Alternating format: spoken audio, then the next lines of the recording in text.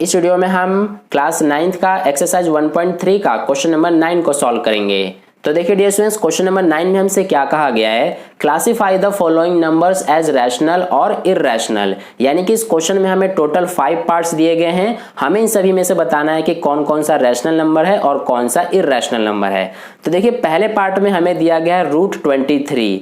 तो देखिए सबसे पहले आपको ये पता होना चाहिए कि जितने भी हमारे रूट में प्राइम नंबर्स होते हैं वे सारे इररेशनल नंबर होते हैं। ठीक है, तो यहाँ पर हमारा 23 क्या होता है, एक प्राइम नंबर जो कि रूट में है, तो इसलिए ये एक इररेशनल नंबर होगा। क्योंकि जब आप 23 का लॉन्ग डिवीजन मेथड से इसका स्क्वायर रूट फाइंड आउट करेंगे तो ये आपका एक non terminating non recurring decimal expansion होगा। ठीक है, और जैसा कि हमें पता है कि जितने भी हमारे non terminating non recurring decimal expansion होते हैं वे सारे इररेशनल नंबर होते हैं। ठीक है, तो इसलिए हमारा रूट 23 क्या होगा, एक इररेशनल नंबर। तो इसलिए सबसे पहले हम इसको यहां पर इस तरह से लिख देंगे। तो ये हमारा हो गया फर्स्ट पार्ट का सॉल्यूशन। अब देखिए सेकंड पार्ट में हमें दिया गया रूट 225।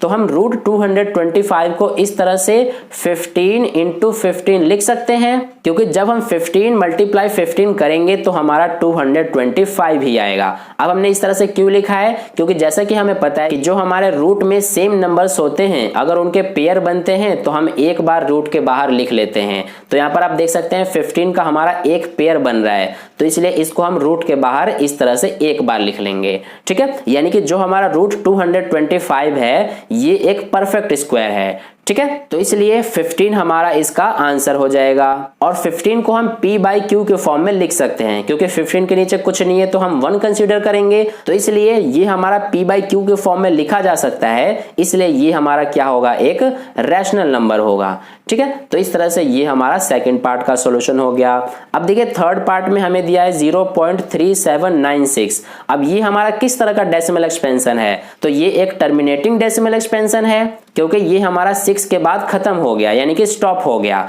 तो जैसा कि हमें पता है कि जितने भी हमारे टर्मिनेटिंग और non terminating repeating decimal expansion होते हैं वे रैशनल नंबर्स होते हैं, तो इसलिए ये हमारा क्या होगा, एक रैशनल नंबर होगा। ठीक है, इसके बाद नेक्स्ट है 7.478478 इस तरह से।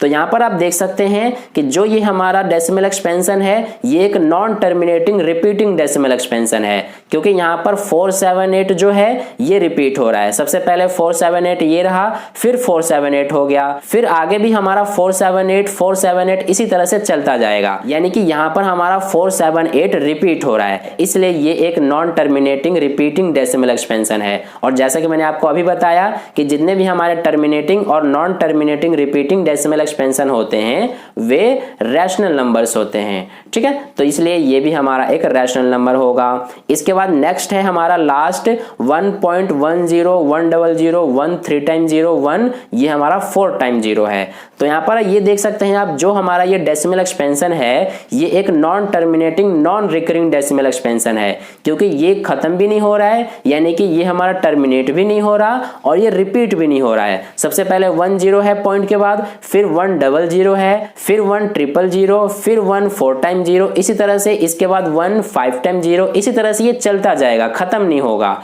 यानी कि ये हमारा खत्म भी नहीं हो रहा है और रिपीट भी नहीं हो रहा है, तो इसलिए ये एक non terminating non recurring decimal expansion है। और non terminating non recurring decimal expansion जो होते हैं ये हमारे इररेशनल नंबर्स होते हैं। ठीक है, जैसा कि मैंने आपको फर्स्ट वाले पार्ट में ही समझाया था। तो इस तरह से हमारा क्वेश्चन नंबर 9 का सॉल्यूशन कंप्लीट हुआ। अगर आपको वीडियो अच्छा लगा है तो लाइक कर देना, अपने दोस्तों के साथ शेयर कर देना, और पहली बार वीडियो को देख रहे हो तो चैनल को सब्सक्राइब करके बगल में जो बेल आइकन आता है उस पर ऑल वाले पे क्लिक कर लेना।